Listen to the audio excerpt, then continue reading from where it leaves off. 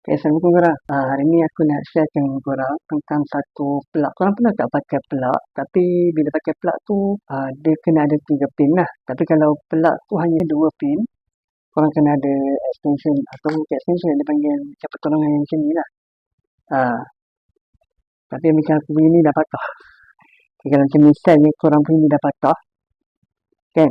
Kan nak cucuk balik dekat plug tu kan nak kena pakai macam apa, pensel ke apa-apa ke kan, untuk nak buka, untuk nak masuk ke dalam switch tu. Jadi aku sarankan untuk beli plug macam ni lah. Plug macam ni. Kalau tak ada yang ni pun boleh guna juga. Macam ni dah patah kan, so aku nak cucuk macam mana kan? Nak cucuk macam mana? Jadi extension plug macam ni, korang just boleh cucuk je. For example, dia tak ada 3. Macam ni 3 kan? Kena ada 2 je. Jadi boleh cucuk. Boleh cucuk. Jadi boleh lah guna untuk charge ke apa-apa lah kan. Dan dia punya yang macam aku punya ni 1500 watt.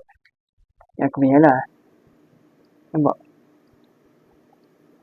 So kalau korang yang memerlukannya, terutama yang macam budak rumah sewa kan, bolehlah cuba beli yang ni punya. Untuk korang yang nak gambaran ni, aku ada tinggal link.